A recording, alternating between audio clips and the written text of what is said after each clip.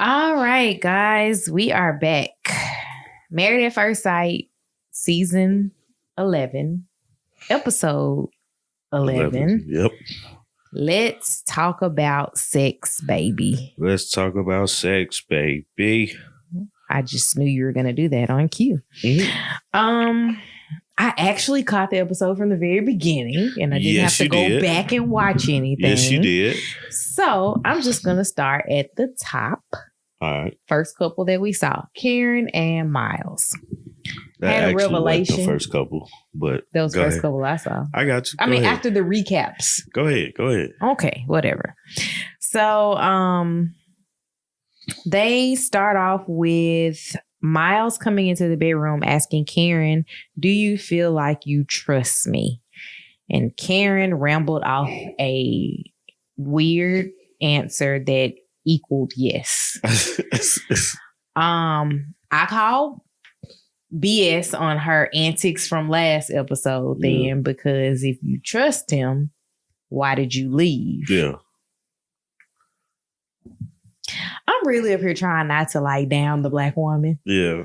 I mean, she got some issues, man, that she working with. I've been through a lot as a black woman. We're going through a lot as a black people. Man. And I want Karen to be better and do better so that we as a people can thrive, at least through this experiment. Yeah. Well, I mean, like, she going through a lot. Like, I personally, at that conversation, I was like, still, Miles is putting way more into it than Karen is. And Karen needs to try harder. But as we went on through the episode, we saw try harder, I guess. Physically, I mean, literally, like we saw her try harder. My face said no. Right. He asked, how can they build trust? She gave a very cliched answer of trust is built over time.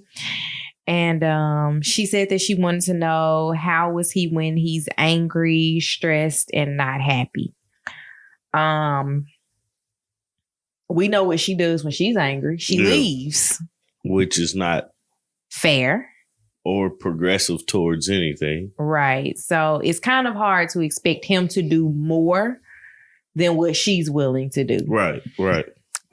So next they have a visit from Dr. Viviana. Is it Viviana? Yeah, that's what you told me it was.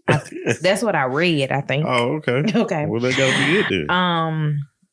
Miles told Dr. V that he wants Karen to be more expressive in wanting him.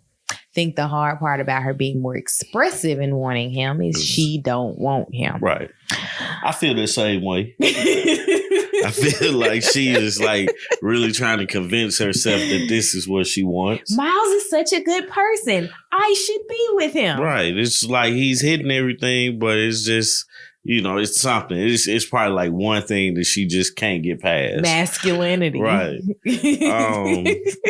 That joke is crazy, man. Dr. V gave Karen some tips on how to express her desires. She was suggesting that she could write notes or send text messages instead of just saying what she wants and what she needs, which I understand that sometimes it is hard to verbalize. Like, I know that, like, when I'm frustrated with you, it's not that I write it down in a note, but I take a moment to step back to try to figure out how to articulate it so that I'm not yelling. Yeah. I'm not very good at that, but I'm working on it. I appreciate you working on it. I'm trying here. Do I make you feel wanted more than Karen makes Miles feel wanted? Yeah, for sure. Like, it's like simple things. Yeah. You know what I'm saying? Hey. I like you. Like, I'm a human being here. Act like it, And then also in that same conversation, Dr. V suggested that they should take sex off of the table. And that might make things easier for Karen to come around too. I personally think that was a good suggestion. Miles was like, what? Shit, I guess so. You say who? Say what again? No, I think that was a good suggestion because now you don't have the anticipation of, are we going to have sex? You already know you're not finna have sex. So let's try to make this relationship work if that's what you want to do. Yeah, and there's no point in trying to force sex that's probably not going to happen in the first place. So now we can actually, like, we have those boundaries now, so we can actually kind of, like, Karen, let your hair down a little bit now. They can be an everything but couple. Right. You know? That's crazy. But I like I said, I like that suggestion. I think that's going to be very helpful in them moving forward as a relationship. Honestly, I'm still trying to figure out if Karen is trying to, like, at the end, like, does she realize at the end of this she has to make a decision to be with this guy or to divorce this guy? Or does she think that I can drag this out until I'm done? Right. Until something else comes up. I wonder how she feels watching herself back on TV. It's probably a cringing thing. She's probably one of the thumbs down that we've been getting. I don't know. She might not. I try to say good things, but it's hard. Yeah, I try to say good things, but it's hard. But Miles, man, it was so funny, man. I was sitting there looking at Miles when they was talking about the sex thing. Miles was just looking like a little puppy dog, like I ain't finna get my whistle wet a little bit. Whistle wet. Okay.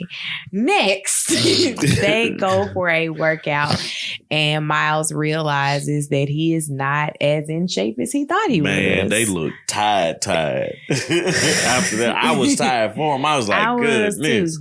I too am not as in shape as I should be. Man, I know I'm all out of shape. My shape is custom right now. So after that, they're back at the house and they have a conversation about pet names.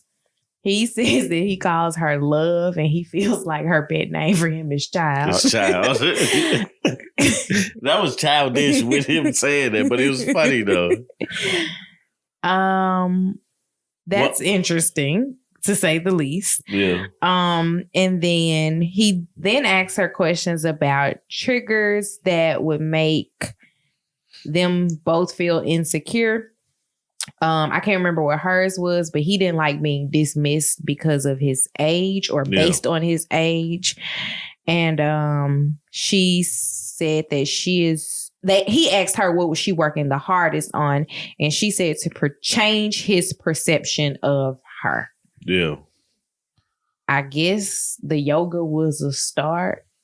I'm not convinced, but I don't know. Yeah, like that's the thing, man. I think that was a solid conversation and they got to know each other a little bit better. It was just the age question when he brought that up. Because Karen was so concerned about his age and her being older than him, and I think it was like 4 years older or something like that. Because he's 26 and she's 30. And it was a big thing for her, which I don't get it, because if you, in a relationship with somebody, as long as they're of legal age and it's not anything weird. It's not like he's 30 and you're 50.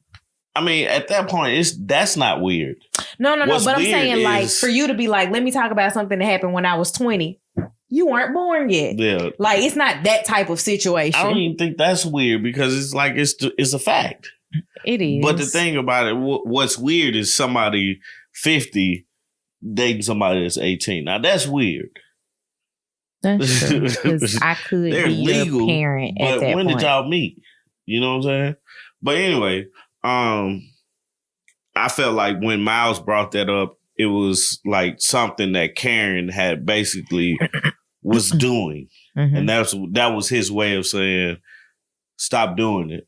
You know what I'm saying? We don't see it now in the episode, but I know at the beginning of the episode or the beginning of the season, we saw that a lot. His age was brought up a lot and stuff like that. So I think they had very good conversations throughout. I think we're seeing a bigger progression with Karen and Miles. With Karen, Miles, but but I include Miles because they're a couple, quote unquote. But they married. I think they're doing a lot better now than they were at the beginning, and you get a chance to see the growth. So hopefully they stay together after the show. To them. Yeah, buddy. Anything else? No, that's it with them. All right. Next up is Olivia and Brett.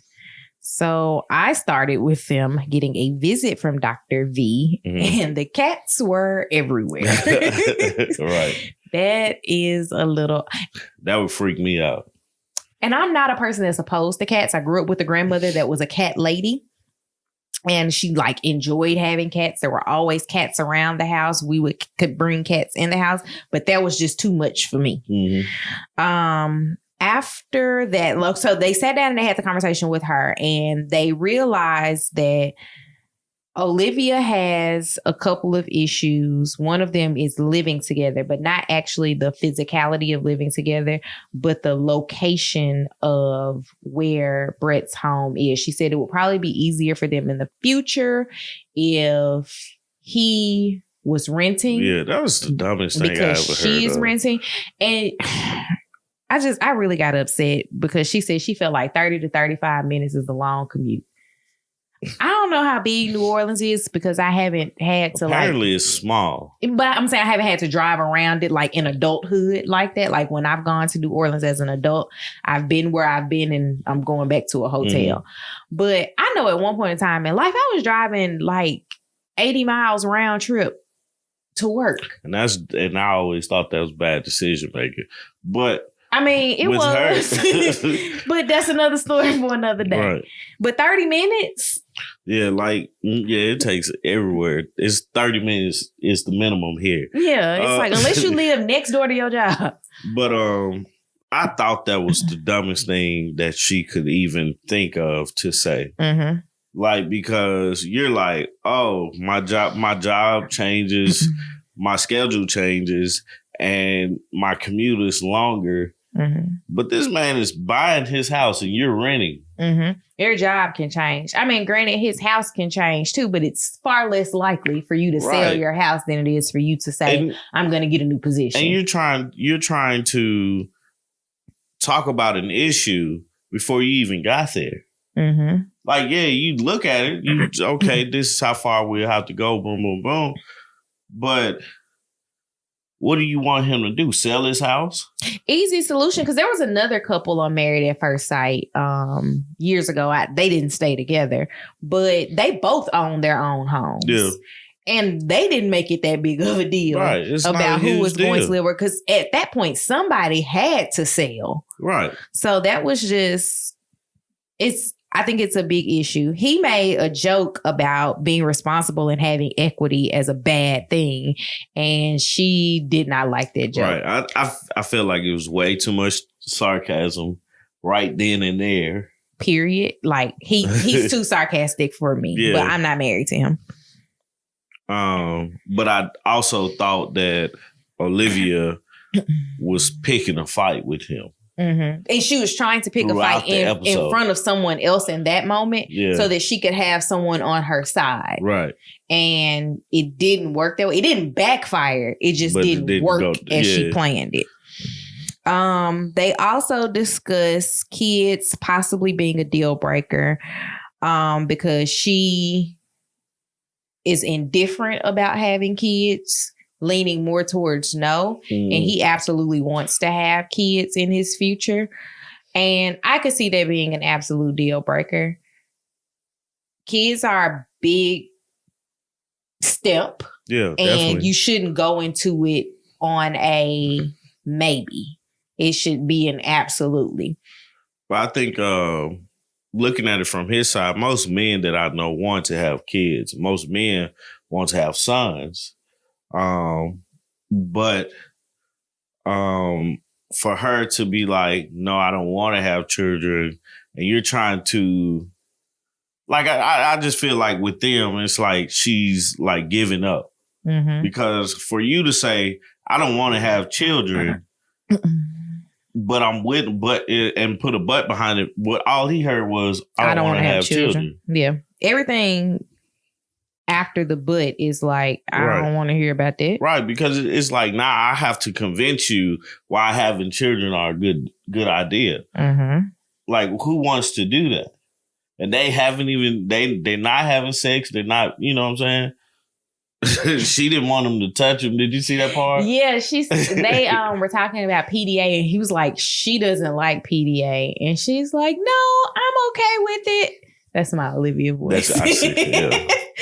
And she's not okay with it. No, she's not. Like, it wasn't that she cringed, but like her body language definitely like came around to, don't touch me. Mm-hmm. And I don't see it for them. I don't think they see it for each other. I don't think so either. It's like, I feel like at this point they're just trying to make it through. Mm-hmm. This is what, week 3? Yeah, week 3 or week 4. 25, 27 days in. Yeah, so they're like... They're almost at their month anniversary. Yeah. So, I got them going out to eat next and discussing what was said with Dr. V. She wants him to work at how he looks at her. She says that he's sarcastically looking. I had an issue with what she was saying there because it was like, what sense does this make?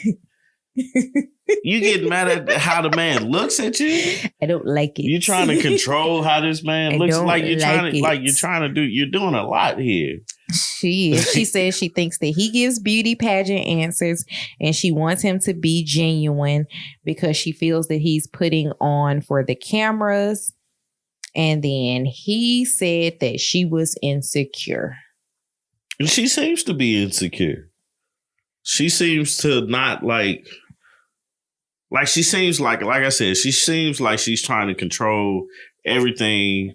And from the get-go, they said that he's sarcastic. So, yes, that would get on my nerves. She loved that about him the first week. Right. Allegedly. But now it's, it's like, okay, we having serious conversations and you're being sarcastic. Learn to, within these, figure it out. If you want to be with this guy, if you want to really take this experience to the next level, talk about that sarcasm. Like, hey, that's something I don't like. Mm-hmm. Talk about it with the experts.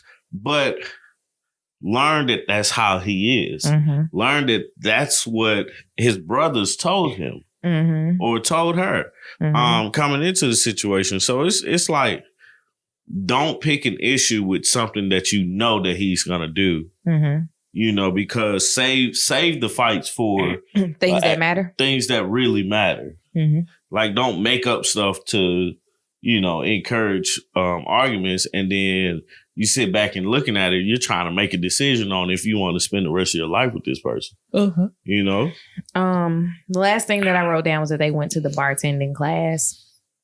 I felt like she complained through the bartending class. She said that's her favorite drink that they were making. And if he wasn't going to drink it, she would take it. And he was like, it's liquor. And she rolled her eyes at that. And I'm like, it's liquor. I missed that whole part. Yeah, she was just... I felt like she was picking on him. Yeah, she was picking at him and trying to make fetch happen. And it wasn't. She definitely was pushing him away. Absolutely. You got anything else for them? That was it. All right. Next couple I have is Amelia and Bennett. So they sit down and they video chat with Aunt Thalia and talk about Amelia being matched. That seems to be the overarching issue in their relationship. Amelia's getting matched. And I think match day for med school is late March. Oh, yeah. So that kind of gives us a timeline of where we actually are in things.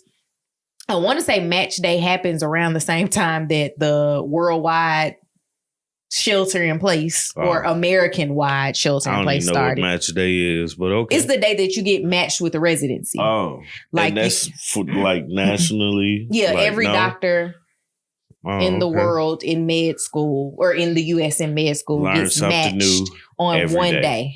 It's one day out of the year. That's when you find out when you're matched. Oh. So we do know that match day is happening in a week or so. So they're a week and a half. We found that out later in the conversation. The next thing that I had for them was Bennett talking about getting a free drink from the barista because Amelia sewed somebody's finger back on. It's man. I was like, what? And they was at a party. Somebody cut their finger. Goodness. What? Glad she was there. Right. Kudos to you for being there and not being drunk. Right. So you could save or a finger. Being sober enough to save a finger. Everybody needs a friend like Amelia, apparently. Right. Next up, they did Dr. V's exercise. I don't think we saw Dr. V with them. No, Dr. V didn't come with them. But they did their exercise, like they held each other close and went like forehead to forehead. Forehead to forehead. I don't think that came out right. And they did their exercise. And then you have anything before that? I just got hips and beautiful face. I have no clue what I was talking about. I remember they were asking each other what was their favorite parts of each other's bodies. Okay. And he said her hips. Yeah. And she said his beautiful face. Yeah. That's all I got for him. It wasn't a lot with them this week. It's kind of like we know that they're good right now. Mm-hmm. We're waiting. Literally the only thing that we can see breaking them up is match day and him not wanting to go with her. Right. And we're waiting on that. Right. But I don't feel like it was much to their whole, their relationship this time. The conversation with her aunt was funny. Mm-hmm. It's Thalia. But that seems to be her favorite aunt. Mm-hmm. Everybody has their favorite aunt or their favorite uncle, mm-hmm. And stuff like that. And that seemed to be hers. So, yeah. Last thing that I wrote about them was Henry and Bennett met up to talk about Amelia moving for her residency and her finding out about where she's matched in a week. I didn't put down about Henry's side because we haven't gotten to them yet. Yeah. So you said nothing else for them because you only wrote down about hips and a beautiful face. Yeah, that's it. All right. So next is Amani and Woody. This is like the easiest couple to talk about because they got the least issues so far. Well, I mean, like, yeah, Amelia go ahead. Bennett. Amelia and Bennett is pretty simple. Yeah, like the two couples don't really have any they're in love. issues. So we open up with them outside. I don't know why they decided to do this outside in this random park, but they were talking about kissing and talking about what turns each other on. She says for her, it was listening, and him, it was doing little things for her to show that he knows her. That was the other way around. Yes. He said that her listening. Right. I didn't write all the words. Nah, I got He said that her listening. That's what I'm here for. And then for him, for her, it was him doing little things for her to show that he knows her. Because she talked about him not liking salsa on his breakfast. But he put it on hers. Tacos, burritos, something like that. And he put it on hers. We don't eat. Like they put that on there. Yeah. Then they got into the conversation about favorite sexual positions, and our TV cut off.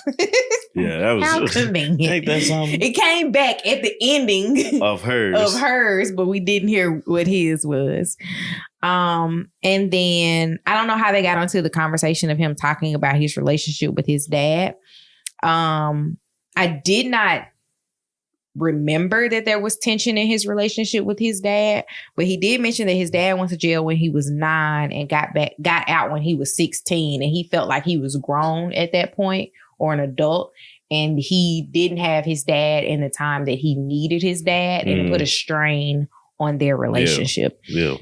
Obviously, this is something that he's verbalized to Amani before because she seemed to know everything that he was going to say. And like one thing I love about them as a couple is they don't have to take the prompted questions to have discussed things. Right. Like they're already discussing everything I won't say everything, but they're discussing the major things that they need to know about each other. Like, what was your life like growing up as a kid? Like we found out that last episode that Amani didn't believe in spankings.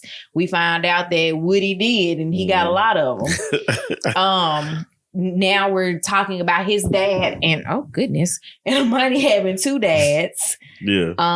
So, we're seeing a lot of progression in their relationship. Right. their conversations are making sense for them to build the relationship. Yeah, like they came in and they took this experiment seriously. True. The next thing that I wrote was jumping back to them being at the house again and talking about getting a dog. Oh, yeah. I found the funniest thing I heard on this show. When Amani said, "I'll beat your ass." I'll beat your ass. Like, she was like dead serious. She was. All jokes aside, like. You spray me with, when they say spraying with a water bottle? Yeah, spray, like, because what she was saying was, discipline the dog somehow, or getting the dog to stop barking. She was like, spray him in the face with some water. And, was like, Woody was spray you in the face with some water. Woody was like, so when I want you to be quiet, do I need to just spray you in the face? And she was like, I will beat your ass. I was like, that's why I like them, man. That is why I like them, man. And she was dead serious. He knew she was dead serious. Right. And he tried to make it into a joke. But that gives you, like, into their relationship, and everybody has their things that they talk about or whatnot, but you got to see a realness in their conversations that they have with each other, you know, and it takes that to get to know each other. It takes that comfortableness to move forward in your relationship, because, like, people would think me and you are like mean to each other or mad at each other for the way that we talk to each other, but it's like it's us just you. No, it's not just me. It's us being comfortable with one another and able to understand where the boundary is. Right. And like, we have aggressive conversation, but I don't think that either one of us, well, you more so than me. You're more aggressive with other people than I am. I'm more so only aggressive with you. Yeah. And that's because that's just how you are. Oh, okay. It's what it is. Your sister agrees, so I'm justified in my conversation. But you definitely get to see their progression and where their maturity in their relationship is going. Or like, I feel like they have been together for more than 3 weeks. You definitely get the feeling that they they married before, like, the show, like they hung out and everything. Like, they've been trying to talk to each other for a minute. Like, they know each other. We're just finding out about it. Right. So last scene with the two of them that I wrote about was them doing some type of exercise. Again, not sure if this was an expert-led exercise or just them trying to touch on each other. It was that game where she massaged his neck, and then they said to dance for your partner, and they talked about how they want the other person to initiate sex. So I guess it was expert. Yeah, I think it was the experts. One of the initiating sex thing. That's all you got. That's it. All right. Last but not least, Henry and Christina. So they got their visit from Dr. Viviana. And Henry said that he folds up when he's in uncomfortable situations. And Christina says she wants him to be more emotional. And Dr. Viviana gave a little bit of insight about emotion. And I like that she put it in the terms that she did. And I can't remember the direct quote that she used, but she was basically saying that it's not that you don't have emotions. You need to learn how to show your emotions or express your emotions. And, you know, he agreed that he was not emotionally expressive. He also mentioned that he hadn't dated much, so he doesn't have a lot of experience in it. And Christina says she's not used to waiting this long for sex. Yeah, she ready to bust it wide open. That's interesting, though, because it's usually it's the other way around. Not just that. It's like all the signs are there that y'all are not compatible, but you're still like, let's do it. Yeah. Hey, look, she probably looking at the whole situation like, shoot, he's terrible at all of these other things. He may be good at this one thing. I don't know. But But the one part that stood out to me was Henry admitting that he don't know how to be in a relationship with a person by saying that he hadn't been in a lot of relationships and stuff like that. And then they started talking about their friends but married. You know, Dr. V said, "Don't get friend zoned." Right. I think with that whole dynamic, she needs to show him, because it's with relationships, it's all about a lot. It's a lot about learned behaviors, learning how to deal with your spouse or your mate in different scenarios and situations. And you do have to take it slow for some people when it's when you obviously know that they don't know. Right. You know what I'm saying? So with her, she needs to figure out what is it that he doesn't know, or what is it that would make it better for them going forward in their relationship, because we obviously know that they're trying for the sake of the show. We like, I think I think everybody like pretty much has like written them off as they just gonna break up at the end of it. But get what you can out of it now. So if you like, I don't know for sure if they're gonna break up or not, but I'm leaning more towards, yeah, they probably gonna get a divorce. But you know, get what you can out of it. Like, challenge yourself. Like, she's always saying, well, I'm not used to taking the lead. Take the lead.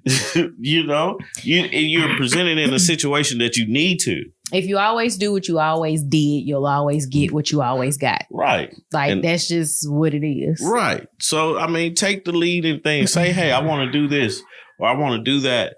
You know, make it okay for him to let down his hair. You know what I'm saying? Because have an extra glass of wine. Right.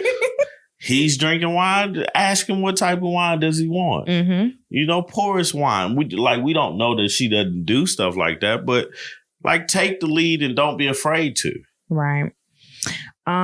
So I think after Dr. V left, they had a conversation about him still seeing himself as a heavier person. And I've heard that a lot from people that have lost a lot of weight, especially people that had weight loss surgery. Yeah. Because it wasn't a gradual loss. It was a dramatic loss.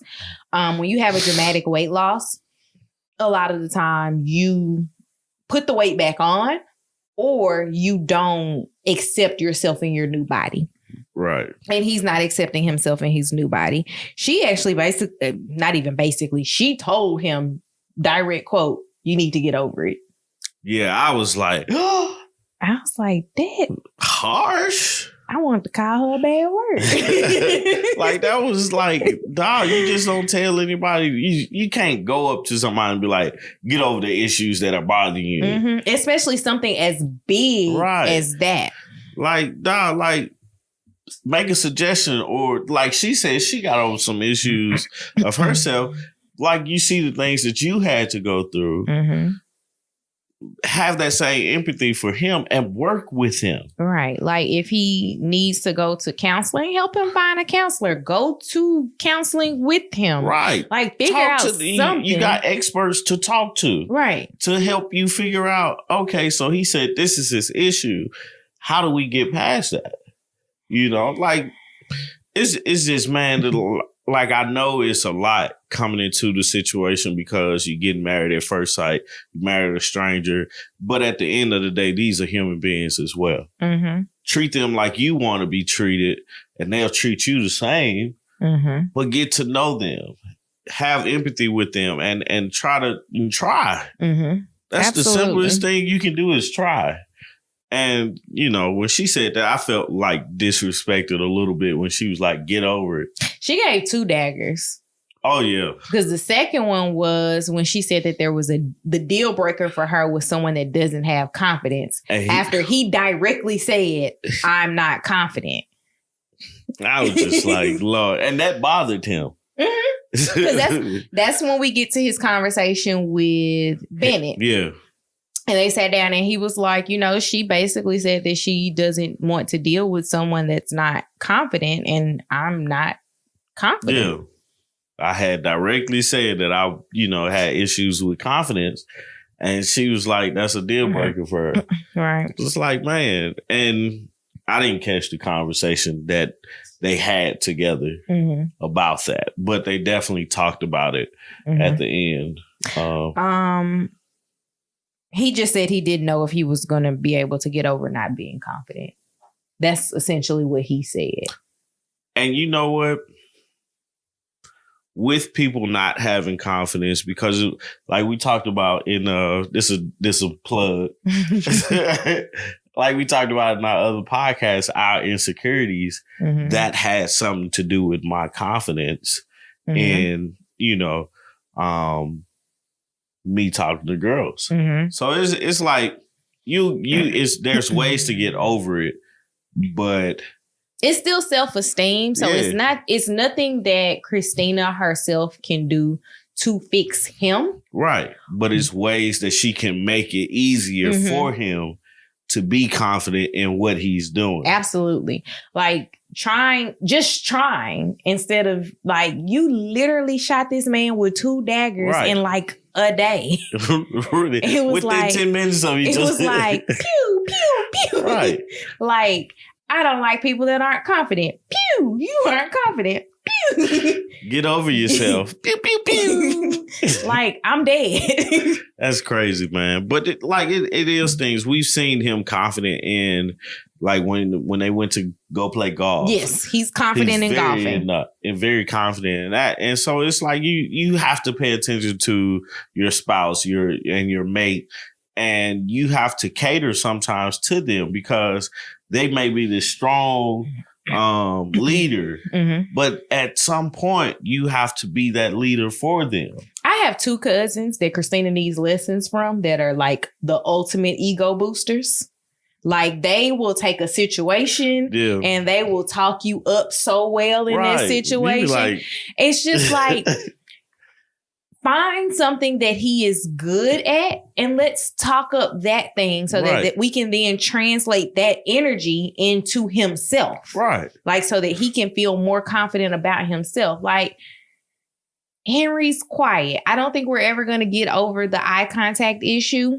Yeah, I think that's just him. Yeah. But if we know that that's his issue, let's find something else. Like let's make him at least try to make eye contact with you because he did it with the friend, I can't remember her name, the one that said he helped her through a really hard time when her sister died. Yeah. Like he makes eye contact with her. So I think it's a sense of comfort that allows him to open up in that way. And she just, man, it's hard. She's not giving it to make him feel comfortable. It's like Henry and Christina take 2 steps each week, and then they'll take 4 steps back.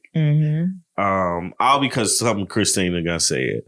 I feel like a lot of their steps forward is from both of them, but a lot of their steps back are from Christina because she goes and says something dumb. It's an experiment, and it's not the way that people would usually do it. That's why you have to take drastic measures because you only have a certain amount of time to actually say, yeah, I want to spend the rest of my life with this person, or not even the rest of your life. Yeah, I want to continue on. Yeah, I want to continue being married to you. You're right. Because we all know that marriage is not necessarily forever, no matter what way you go into it. Like divorce is an option. Right. But if with divorce being an option, you don't want to, at the ending of 8 weeks, just be like, I didn't even try. Right. I didn't give my best foot. I saw the issues and I saw the, all that stuff. So, Christina and Henry, man. I'm yet praying for you. Yes. Yes. You got anything else for this week? Nah, that's we pretty much touched all my notes. Well, we're coming up on the halfway mark of the relationships or the experiment. I'm interested to see how things happen with COVID-19. Yeah, I'm interested to see what way they went with that. Because we're coming up on it. I think in the next 2 we definitely episodes or so, up on it. We should be seeing the impact of it. We've only had one mention of it so far, and that was Amani talking about the hand sanitizer. Week, right? That's what I'm saying. That was last week, but that was the one mention of it. So yeah, we'll see how this all goes. Thank you guys for watching. Please don't forget to like this channel. Subscribe. Like the video. The video. Subscribe to. I'm getting all tongues. Yeah. I must be tired. You gotta be tired. I gotta be tired. Like this video. Subscribe to our channel. You can follow us on social media. August Love Story is our social media together for the podcast. I'm Artieka. I am Tommy T the Third. On Instagram.